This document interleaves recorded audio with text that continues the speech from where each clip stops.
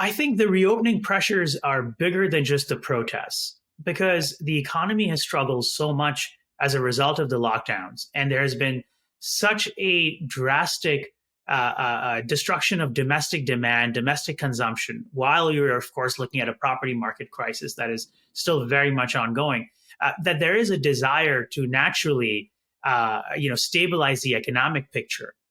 At the same time, though, Xi and other senior leaders in the party don't have very many good options to pick from because in the current scenario, which is they do not have access to the right vaccines, lifting off restrictions completely will result in massive amounts of hospitalizations, millions of deaths, and that is not something that Xi or anybody else would want to happen under their watch.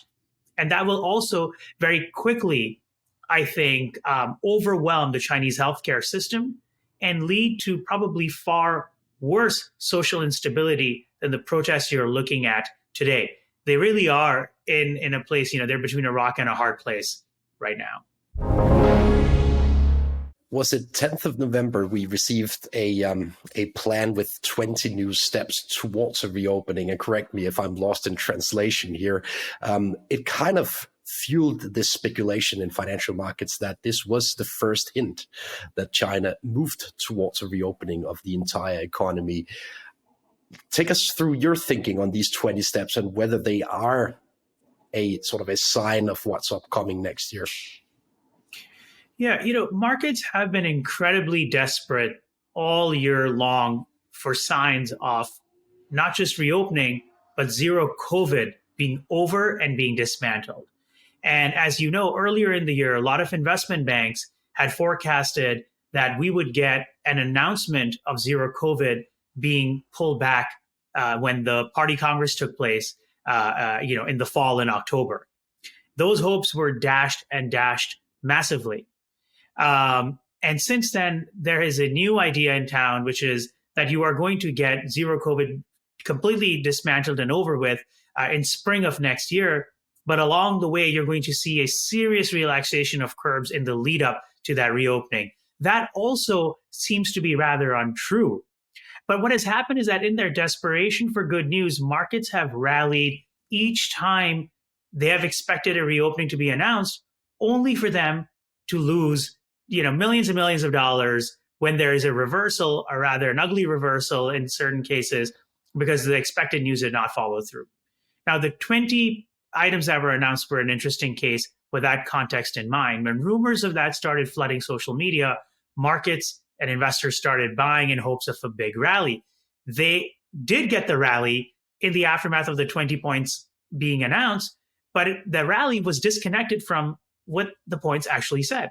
The points did not say that zero COVID is going to be over. The points did not say that restrictions were going to be minimal even. All they said was that local authorities should try to scale back unnecessary restrictions, things that are too egregious.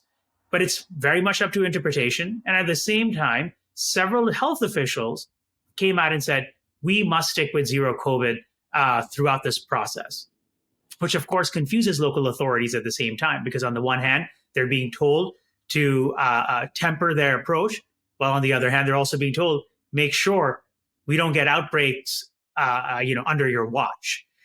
And so the result has been obviously, the result has been, you're getting the public very angry, you're getting the public that's really upset with that. Now, the market, of course, continues to believe today, investors continue to believe the good times are just a few months away. COVID zero is just a few months away. The end of COVID zero is just a few months away. And the overall atmosphere, because of that, in the stock market, in the Chinese equity markets, is actually surprisingly positive, even though you still do not have the actual factors that would be required for the pullback of zero COVID, which is predominantly, by the way, access to mRNA vaccines, a round of inoculations, subsequently boosters, especially in the urban population, especially in the portion, the adult population, the senior citizens of the country. None of that has taken place.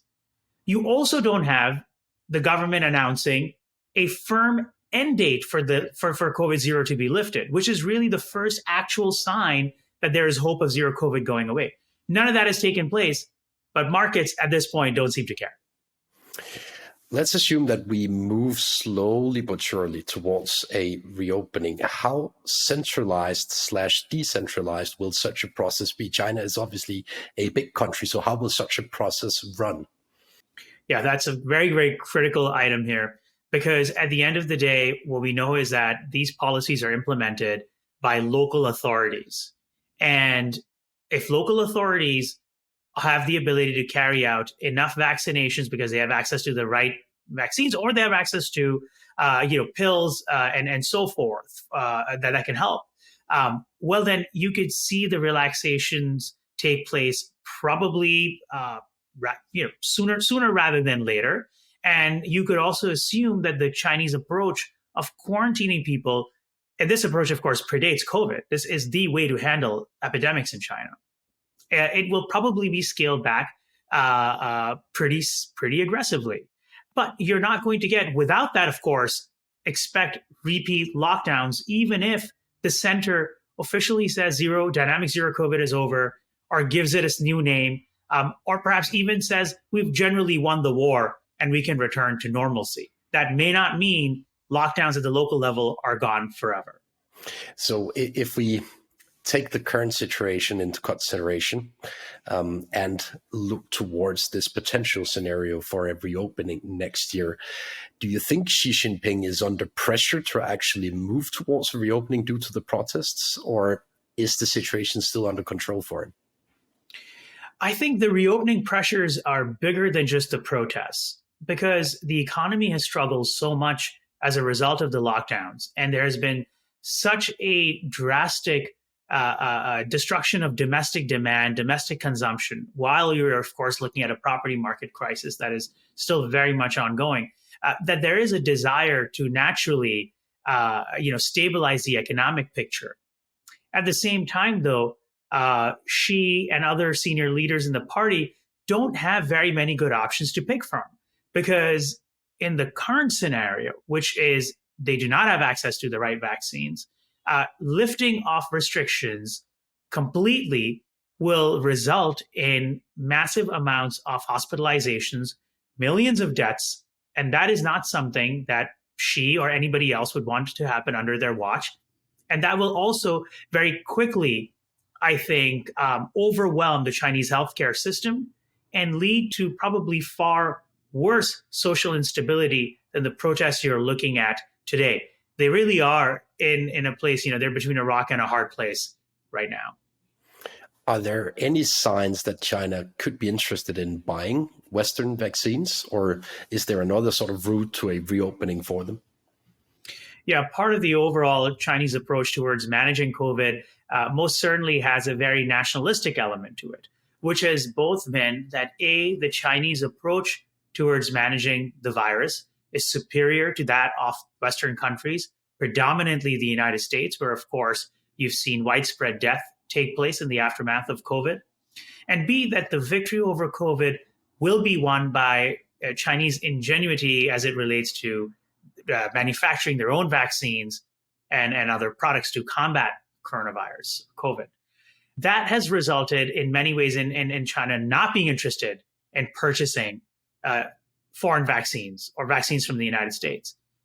Within that, though, there's a second problem, which is that when there have been conversations with certain major pharmaceutical companies and vaccine providers like Moderna, the demand on the Chinese side has been, as usual, to hand over the IP, to hand over the technology, so ultimately China can manufacture these vaccines on its own. And that most certainly has been a deal breaker, which means that at this present moment, there does not seem to be any sign of a successful conversation taking place between the Chinese authorities and any international pharmaceutical company of just going out there and buying these en masse.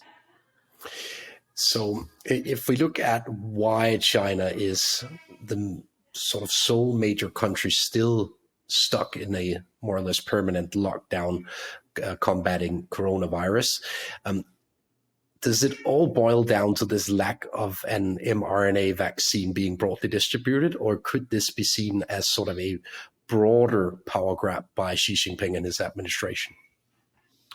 This is ultimately about avoiding the complete dilapidation of the Chinese healthcare system, of risking greater social instability, and which most certainly means a greater hit to the economy than the current COVID lockdowns have done, or even what more targeted approach would produce in the coming months and so forth. However, at the local level, most certainly, this has become a tool of social control. There's no question about that at this point. And I think that is a core reason, I think, why many foreign China watchers are starting to wonder if this is about more than just the health policy. But I think this is, in my own opinion, most certainly primarily and predominantly for Xi, about health policy, about saving lives without getting help from abroad, which is much needed, and ultimately saying, look, China is the superior country here. We did it right and we did it well. So before we move to a discussion on the health of the Chinese economy, given this sort of permanent lockdown of the economy, I would like to give sort of the audience a flavor of your base case on this potential reopening story for next year.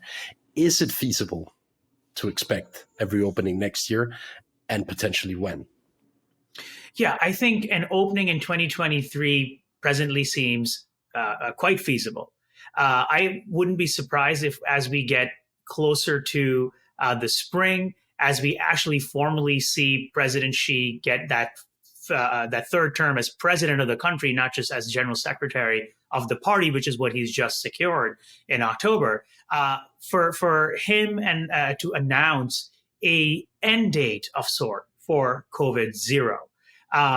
Whether that, and that could come anytime in, say between March and May, could potentially be in April and so forth. I think the goal at the same time is to also be able to have the medicines and the vaccines, et cetera, in place to be able to realistically promise that. The spring is going to be a good time because you're looking at getting over the hump from the winter season. You're looking at the post-spring festival season.